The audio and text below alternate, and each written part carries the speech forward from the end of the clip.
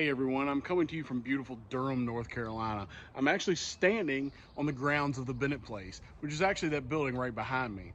Now the Bennett Place is the surrender of Joseph Johnston's army in North Carolina. And he's actually going to have this will be the largest surrender of Civil War troops at the end of the Civil War, with more than 89,000 troops being surrendered here, 89,000 Confederates. This starts actually on April 17th of 1865, just days after Abraham Lincoln has been assassinated. The original terms that were discussed in the building over here were very similar to what Ulysses S. Grant had given Robert E. Lee just days before, April 9th, up in Appomattox, Virginia.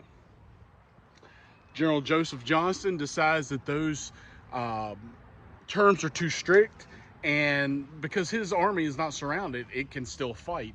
He could simply withdraw and continue fighting.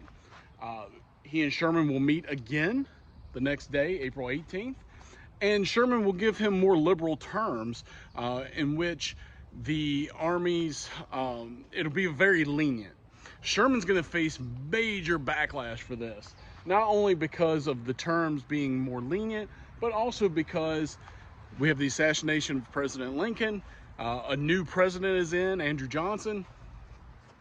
And that cabinet and everybody's on edge. So they will actually view Sherman as a traitor for a little while, and that he's non-patriotic, and end up telling Sherman, wanting to relieve Sherman. They will actually tell Grant to take over negotiations here in North Carolina. Grant, being a loyal friend to Sherman, will not do so. He will tell Sherman to go back to the negotiating table with Johnston, and if not, resume hostilities. So Sherman will tell Johnston that on April 26th he needs to arrive here at the Bennett Place again for negotiations of surrender, or that he will resume hostilities. What ends up happening is on April 26th, Johnston will arrive, and they will discuss the terms of surrender once again. Those terms will be the same terms given to Lee's army at Appomattox. Johnston will send this to President Jefferson Davis of the Confederacy. Davis will reject this. He had accepted the first terms, but he will reject these and tell Johnston to continue fighting.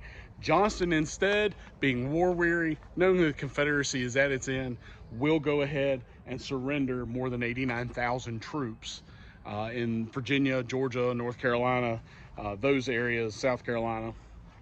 He will surrender those troops, thus ending the American Civil War, save for a few smaller armies and some naval vessels that will start surrendering over the next few months. But after the fall of Lee's army and then this surrender here, the Confederacy is pretty much done. This will be the largest Confederate army surrendered during the Civil War. So again, over 89,000 troops will be surrendered here at the Bennett Place in Durham, North Carolina.